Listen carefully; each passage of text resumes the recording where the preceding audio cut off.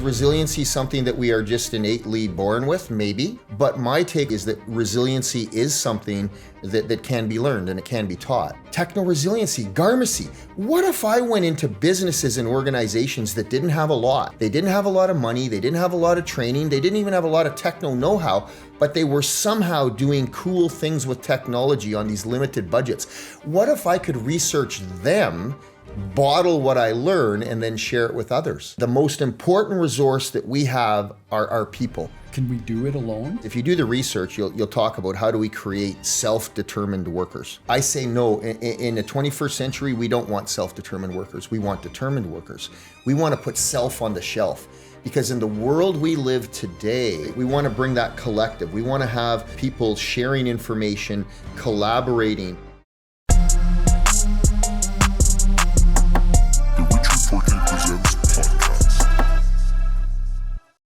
Well, ladies and gentlemen, Richard Fortin Presents is happy to be right here again in Sweet 16 studio to talk with Dr. Rob Graham. Techno-Resiliency. What's Techno-Resiliency? We're going to get into it right now. I'd like to introduce you to, I'm going to call you Dr. Rob. You know what? I have been called worse, Richard, but it's just an absolute honor to be here. What a beautiful space walking in and just seeing this community of practice that you kind of built with all the artists. So I'm really excited to be here and let's get into it. Yeah. So I was at a meeting 2 days ago. I sat across from you. We were at the Minister of Revenue. It was kind of an interesting gathering of different people. And the one note I had was to follow up with you because I was so inspired by some of the things you were saying and what you were talking about. Your background is in academia, from what I understand. Can you give us a little bit of your story and where you're coming from?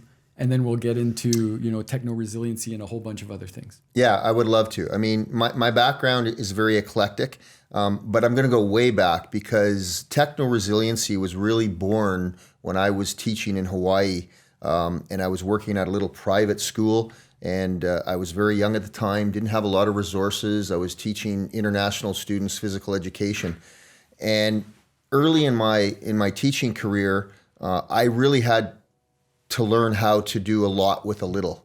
I didn't even really have any education at that time. And so from teaching in Hawaii, I had an opportunity to teach conversational English in Japan. And I was working with young Japanese students who couldn't speak English.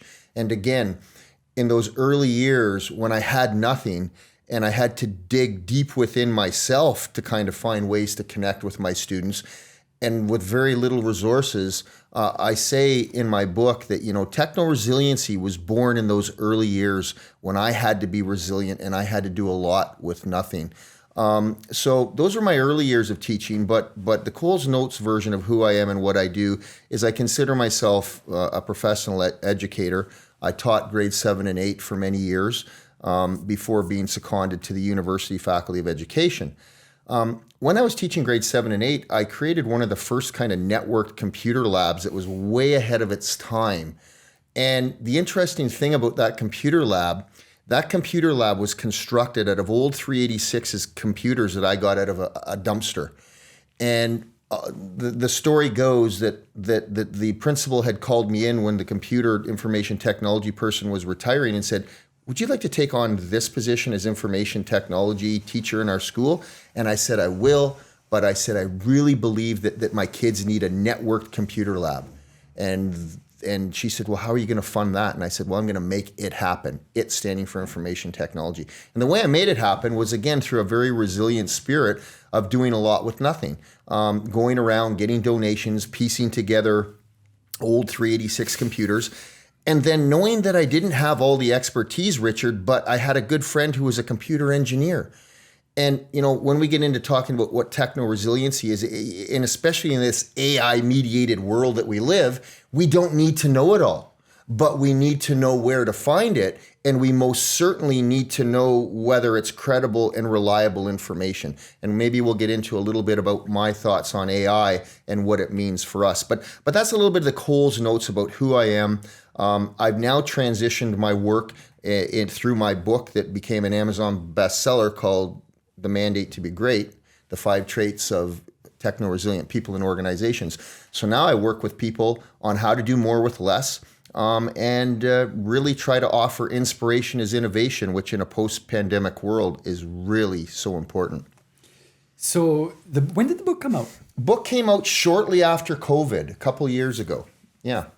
Excellent. And it's on Amazon for people who want to buy it? It's on Amazon.ca, Amazon.com, but I'm going to tell you the backside of the mandate to be great, the human story, because I think that, knowing a little bit about what you do and you really are, in my mind, offering inspiration as innovation and creativity through your work.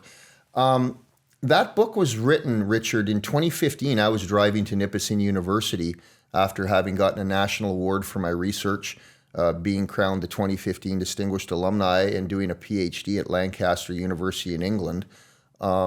Having thought that age 50, I kind of have arrived at the pinnacle, was driving to work in the spring and heard on the radio I didn't have a job because of cutbacks and some financial issues the university was going through. So I would like to say that at that point in my life, I was very resilient and I was able to overcome and not be overcome. But the fact of the matter was I was overcome. And I went through 3 years of what I call professional purgatory, and without going too deep into it, suffered some depression. And it was during COVID when my wife basically said to me, it's time for you to kind of stand up, brush yourself off, and finish some business. And that's when I got up every morning at about 5:30 and I started to write the mandate to be great. And I said, it's time to pull myself out of it. And I wrote the mandate to be great during the COVID downtime, if you will. Mm-hmm. And kind of it was my kick at coming back mentally, emotionally, and kind of realizing the research that Techno-Resiliency that I pioneered that I didn't really feel had a chance to kind of breathe. Yeah. So that's the backside of the mandate to be great. That is inspiring. That's inspiring because it's real. It's real. And you know what's really real, Richard, is I had to use my award-winning research in resiliency to literally survive myself. Mm-hmm. So what I do now is, I work with organizations and I talk about techno-resiliency, but I've come up with this other concept called living life resiliency, which is kind of the emotional, psychological aspects of resiliency that I researched, but then had to literally use to survive myself. Because it's in the doing. It is in the doing, isn't it? Because the theory is so easy. We were just talking before the mics were on about the difference between academia or the theory of business and then being in business or going to study film and then being on a film set, very, very different things, or even working for a small company like ours that's doing videos. Just because you studied cinematography doesn't mean that when somebody gets that camera in their hands, they actually know how to use it. So it's in the doing. It is in the doing. And Richard, in a post-pandemic world, so many people, so many businesses, like in the meeting we were in, people are still burdened with the psychological, the emotional, and the financial repercussions. Resiliency as a concept today is something that it's an important buzzword, but digging into what is it and can we become resilient? So one of the is things, it training or is it innate? Is that what you mean? Yeah, like a lot of people will say, well, is resiliency something that we are just innately born with? Maybe as a species, perhaps. But my take on resiliency is that resiliency is something that can be learned and it can be taught. I mean, my 5 steps to becoming techno-resilient is largely premised on the idea that you can learn to become more resilient. But I want to share something really inspiring with you, that where this concept of techno-resiliency came from. When I was a master's student at Laurentian many, many years ago, I was studying in the field of child and development. And I was exposed to a researcher named Norman Garmacy. And this guy rocked my world because Norman Garmacy, his theory of resilience vulnerability, it was called, he said, man, what if we could go into schools and we could teach kids to become more resilient? And what if I have a research model where I go and look at kids that have come through terribly impoverished upbringings, but go on to become highly successful people and leaders? And if we could somehow bottle their coping mechanisms and we could explore deeply, how did you overcome versus be overcome? That's a term I came up with for my book is, how do we overcome versus being overcome? That's really what Garmacy looked at. And I was just thought, man, that is just the coolest research because not, just ethically and his goal to try to help other kids overcome versus be overcome. Okay, fast forward. I become a doctoral student in England. Mm-hmm. I was a professor at Nipissing University and I was seconded because of my work with kids in technology. And in my mind, I could never get Garmacy out of my mind. Well, how can I take this research that just so resonated with me and take it into my field of technology and e-research at Lancaster in England? Techno-Resiliency. Techno-Resiliency, Garmacy. What if I went into businesses and organizations that didn't have a lot? They didn't have a lot of money. They didn't have a lot of training. They didn't even have a lot of techno know-how, but they were somehow doing cool things with technology on these limited budgets. What if I could research them, bottle what I learn, and then share it with others? Mm-hmm. So I used kind of like the Garmacy inspiration that I got in child and development and kind of flipped it into my unique coin, Techno-Resiliency. Mm-hmm. Mm-hmm. And you're probably going to say, well, what is Techno-Resiliency? Well, the Coles Notes version of Techno-Resiliency, Richard, Techno-Resiliency has nothing to do with technology. It's more about people. What I found is techno-resilient organizations, they had a willingness and an ability to inspire, to motivate, to support, and to activate the people in their organization to want to do more with less. And what I found is that the leaders in these organizations that basically had a desire to inspire, but also had a desire to be inspired by their workers, mm-hmm. they created these emotionally and psychologically responsive places where people were willing to take risks, mm-hmm. people were willing to go outside the proverbial box to problem solve. And so really techno-resiliency is how to do more with less. It's basically how to make cost-effective use of existing resources.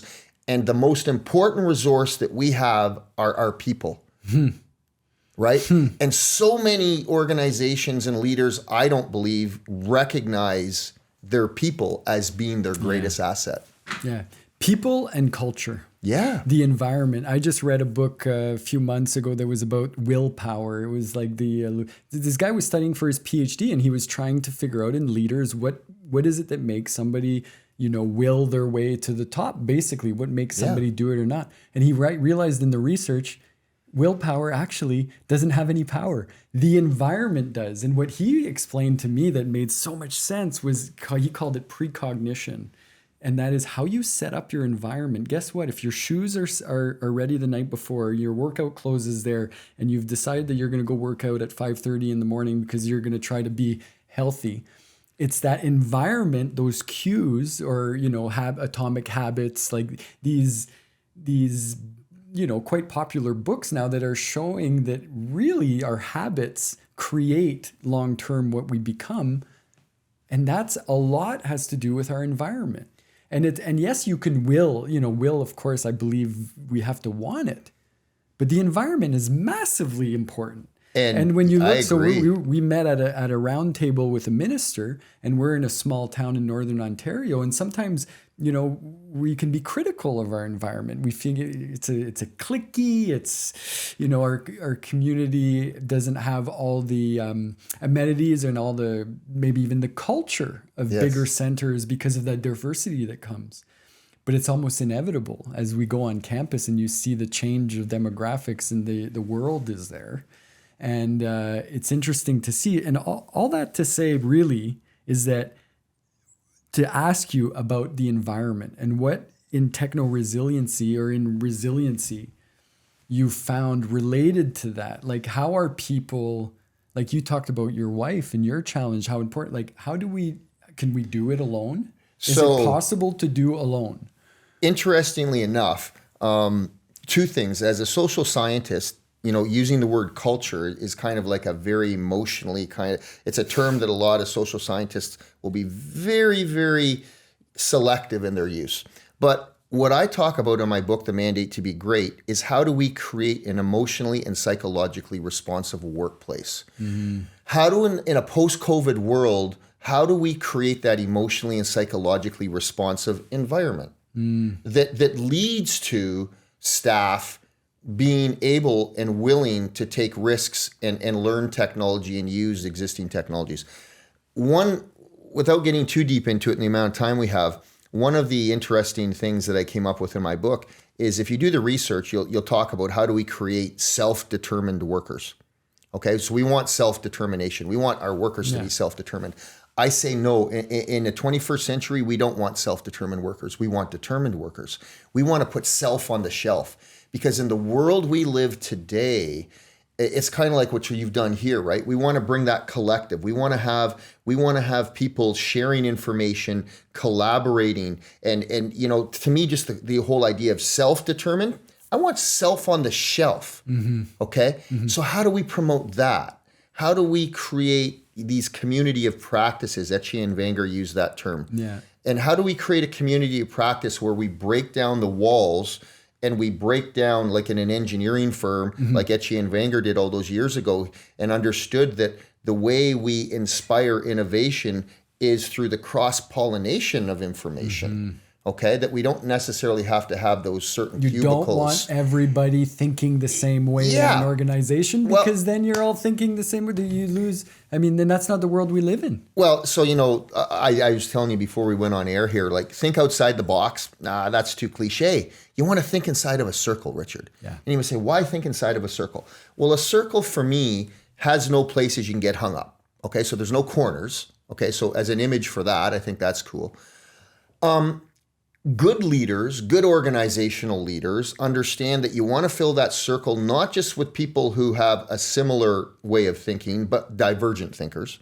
Because good leaders and good environments where healthy work environments, they have a good mix of people that are divergent thinkers. They don't necessarily have to think like a leader. That's cool. Yeah. We also want to fill that circle with people who have a desire to inspire, but also have a willingness to be inspired back. Yeah. Because that's important too. Yeah. It's got to be a two-way street. And most of my life, in my teaching, I always had a strong desire to inspire. I don't know that I was really open to getting inspiration back. And I realized when I wrote my book that no, you've got to add the two-way street. You could be a leader in your organization who 100% has a desire to inspire, but you also have to have an openness and a willingness to get that inspiration back. Yeah. Right? And to listen. Exactly. Right? And so that's one of the small pieces of kind of some of my discoveries when I kind of identified these organizations that were techno-resilient. That's beautiful. It's a great way to think about it. It's a different way to think about it. And you know that in this world we live in today and what you do in your podcast and your work is you want to talk to people that are thinking differently and my big buzzword is inspiration is innovation today. When we think about that, so many people are looking for inspiration on so many different levels. I'll tell you one other interesting insight from my book and the work I've done. It's one of the traits, my trait number 2. And so you have to listen to this. It's no, N-O what, N-O how, so no, but then K-N-O-W, nowhere. In the world we live today, it's not about knowing what or knowing how, but it's knowing where to find the information. Our education system, we're all back assward, man, right? We need to be teaching kids nethical behavior. So take the word net and ethics, nethical behavior. They need to understand today, they don't have to memorize information. It's all there. But what they have to know is they have to know where to find it, and then they have to know how to validate the credibility and the reliability of the information. I actually developed a triangulation process that I taught my faculty of ed teachers on how to teach kids to validate information. So in an AI world, because I wanted to address this, Richard. Let's go right into it. Let's go into the AI world. So AI. The future's arrived. The future's arrived right here with Richard and I. The future is now. So AI. I think ChatGPT has something to do with it. So AI, right? I mean, it's like anything. It's a double-edged sword, right? It's a double-edged sword. A tremendous amount of power to heighten business practices and what have you. But what does AI mean from my perspective? I think the interpersonal aspects of doing business are even going to be heightened. I think what's going to happen in an AI mediated world, that the interpersonal, that it's even going to be greater emphasis. People are going to start and crave even more the interpersonal.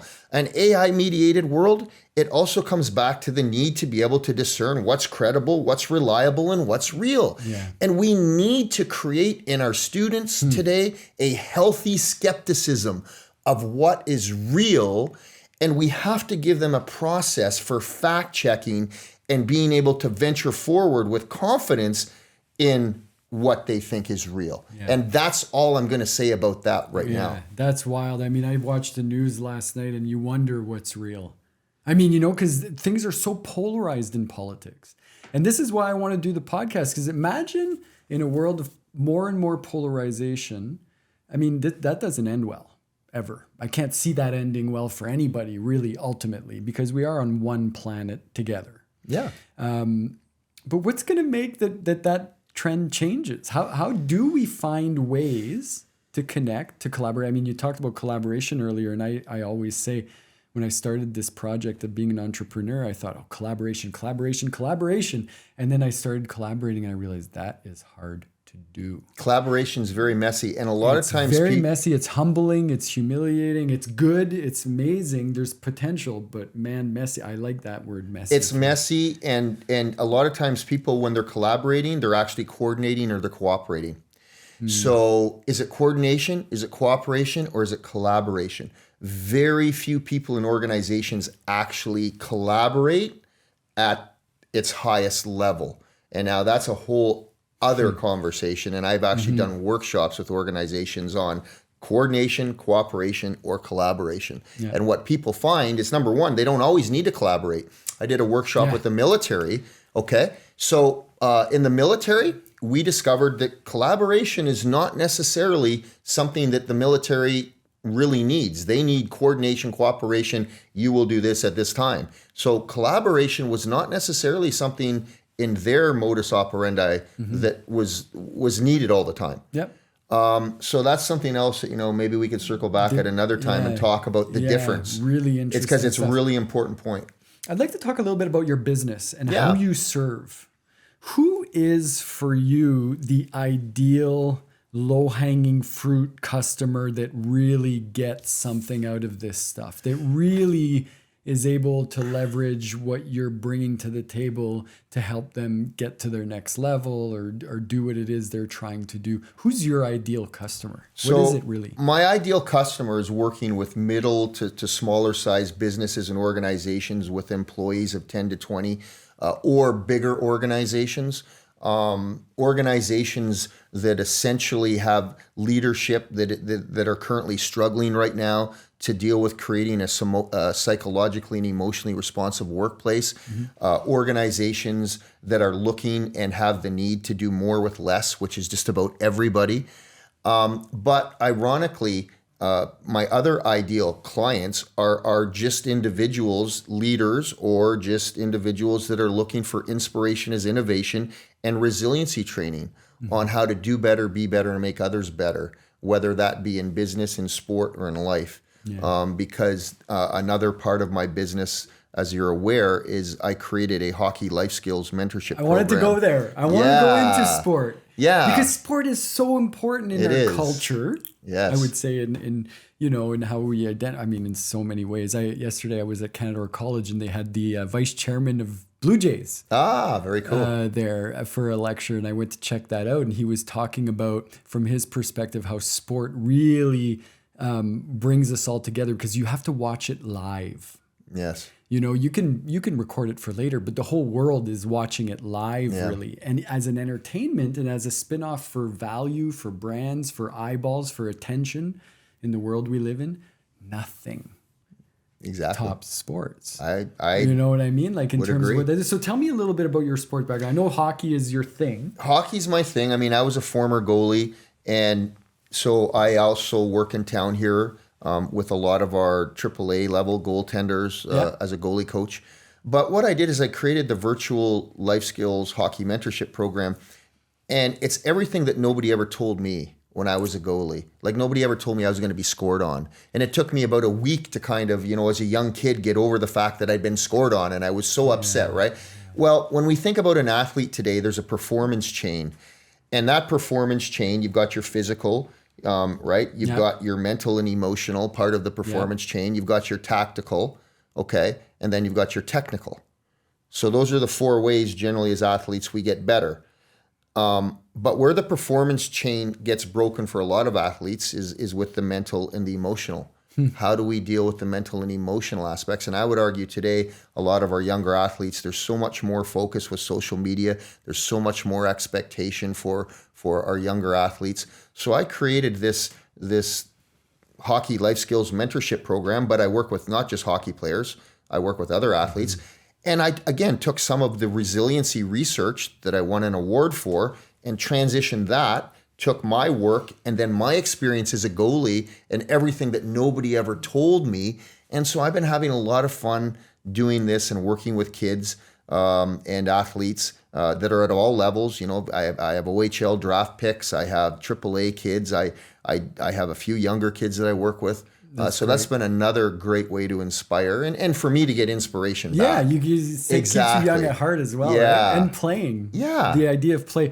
Yeah, I mean, I'm in a process of doing sales calls and really trying to dial in on what it is my offering is as a company. Yeah. And of course, to get inspired for that, because nobody really likes to pick up a phone and call somebody they don't know and ask them for something, or like it's a bit of a process. It is.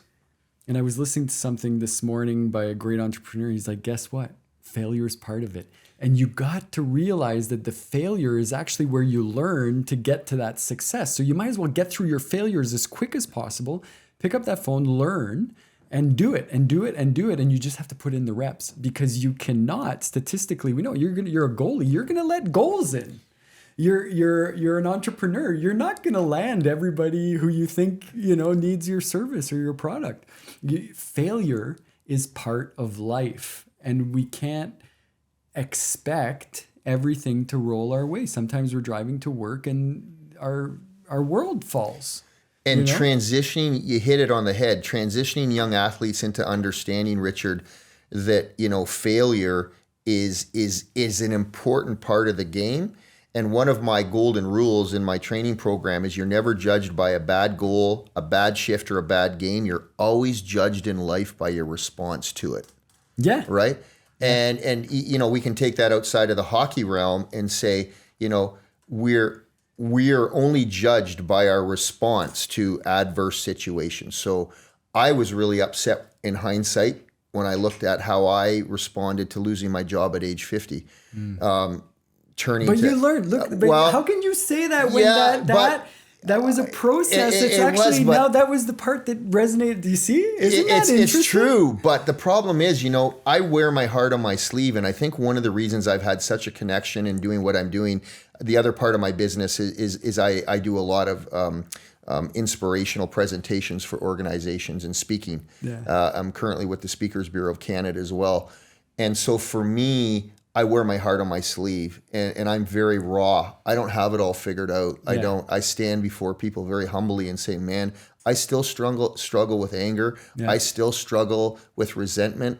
I still, in my head every day hear, driving to work, I didn't have a job, and just the betrayal I felt. Yeah. So I have steps that I use, research-based steps on how to become resilient and how to overcome versus be overcome. Yeah. But I'm also going to be raw, and I'm going to be real. I love that. Well, see, I went into meditation, yoga, spiritual practice for me to heal myself and to figure that stuff out. That's what I ended up turning to create Wonderful. The systems for me to just tune in and adapt. Whereas the gym for me, Richard, is my OxyContin. Gym. That's where I'm going now, though. Yeah. I started. Yeah, I know it doesn't look like it yet because I'm a month and a half in, but I changed my attitude with the gym. I was in Costa Rica. I hate going to the gym. I would say I hate going to the gym, and I said I'm changing that story. And I started saying to myself, I love going to the gym. And guess what? My gym membership ran out a couple of days ago. And I was all like, oh, but I'm leaving again, so I didn't renew it.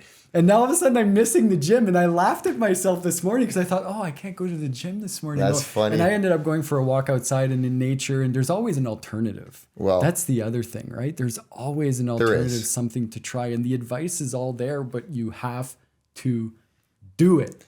You got to they say the hardest part is going for a run is putting on your shoes. 100%. Right? Getting in there. So you go to the gym. That's what helps you. And Richard, one of the things I was just telling one of my athletes last night is I said, it's really important that you understand when you talk to yourself, you listen. Yeah. So make sure the things you're saying to yourself, right? Much of my life, I've struggled with, I've always been my own worst enemy.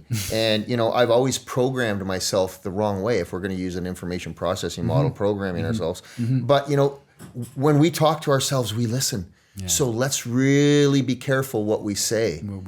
Right? What we think, what we listen to. So this comes back to this environment. It does. And for me, in the world we live in today, with YouTube being what it is, guess what? You could spend an hour with the most inspiring, brilliant people in the world. You can. Every morning. And it doesn't matter if you're, where you are. You get to choose. You get to choose what you let into your mind. But you have to realize that it seeps into the cells. So let's make good choices. Make better choices.